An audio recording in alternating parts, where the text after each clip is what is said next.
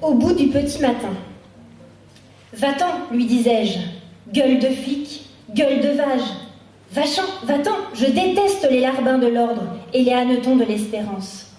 Va-t'en, mauvais gris-gris, punaise de moignillon. Puis je me tournais vers des paradis pour lui et les siens perdus, plus calmes que la face d'une femme qui ment. Et là, bercé par les effluves d'une pensée jamais lasse, je nourrissais le vent. Je délaçais les monstres et j'entendais monter de l'autre côté du désastre un fleuve de tourterelles et de trèfles de la savane que je porte toujours dans mes profondeurs, à hauteur inverse du 20e étage des maisons les plus insolentes. Et par précaution contre la force putréfiante des ambiances crépusculaires, arpenté nuit et jour d'un sacré soleil vénérien.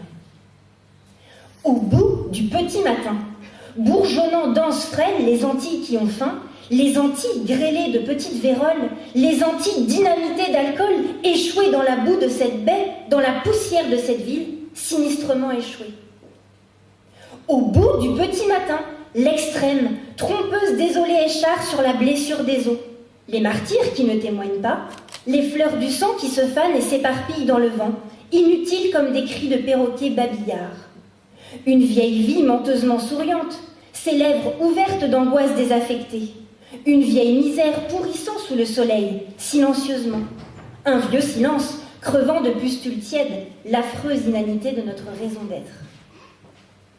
Au bout du petit matin, sur cette plus fragile épaisseur de terre que dépasse de façon humiliante son grandiose avenir, les volcans éclateront, l'ONU emportera les taches mûres de soleil, et il ne restera plus qu'un bouillonnement tiède, picoré d'oiseaux marins, la plage de songe et l'insensé réveil.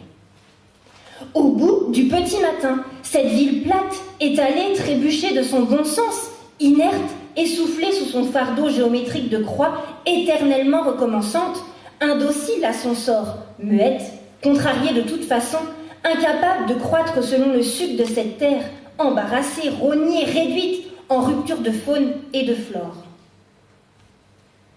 Au bout du petit matin, cette ville plate, étalée.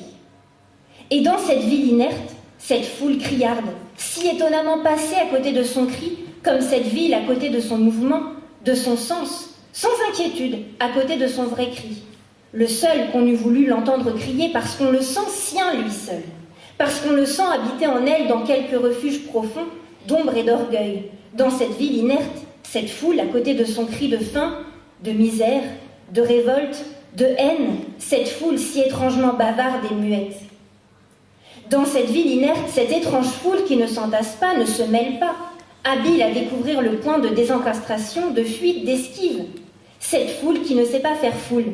Cette foule, on s'en rend compte, si parfaitement seule sous ce soleil, à la façon dont une femme, tout on eût cru à sa cadence lyrique, interpelle brusquement une pluie hypothétique et lui intime l'ordre de ne pas tomber, ou à un signe rapide de croix sans mobile visible, ou à l'animalité subitement grave d'une paysanne, urinant debout, les jambes écartées, roide. Dans cette ville inerte, cette foule désolée sous le soleil, ne participant à rien de ce qui s'exprime, s'affirme, se libère au grand jour de cette terre sienne, ni à l'impératrice, Joséphine des Français, rêvant très haut au-dessus de la négraille, ni au libérateur figé dans sa libération de pierre blanchie, ni au conquistador, ni à ce mépris, ni à cette liberté, ni à cette audace. Au bout du petit matin, cette ville inerte et ses au-delà de lèpre, de consomption, de famine, de peur tapie dans les ravins, de peur juchée dans les arbres, de peur creusée dans le sol, de peur en dérive dans le ciel, de peur amoncelée et ses fumerolles d'angoisse. Au bout du petit matin, le morne, oublié, oublieux de sauter. Au bout du petit matin, le morne, aux sabots inquiète et docile, son sang impaludé met en déroute le soleil de ses poux surchauffés.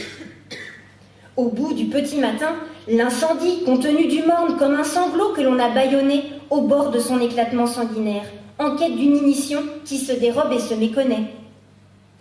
Au bout du petit matin, le morne accroupi devant la boulimie aux aguets de foudre et de moulin, lentement vomissant ses fatigues d'homme, le morne seul et son sang répandu, le morne et ses pansements d'ombre, le morne et ses rigoles de peur, le morne et ses grandes mains de vent.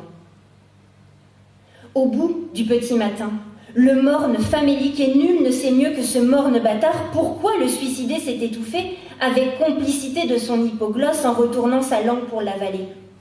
Pourquoi une femme semble faire la planche à la rivière Capot? Son corps lumineusement obscur s'organise docilement au commandement du nombril, mais elle n'est qu'un paquet d'eau sonore. Et ni l'instituteur dans sa classe, ni le prêtre au catéchisme ne pourront tirer un mot de ce négrillon somnolent, malgré leur manière si énergique à tous deux de tambouriner son crâne tondu, car c'est dans les marais de la faim que s'est enlisée sa voix d'inanition. Un mot, un seul mot, et je vous en tiens quitte de la reine Blanche de Castille. Un mot, un seul mot, voyez-vous ce petit sauvage qui ne sait pas un seul de 10 commandements de Dieu? Car sa voix s'oublie dans le marais de la faim, et il n'y a rien à tirer vraiment de ce petit vaurien, qu'une faim qui sait plus grimpeur aux agrès de sa voix, une faim lourde et veule, une faim ensevelie au plus profond de la faim de ce morne famélique.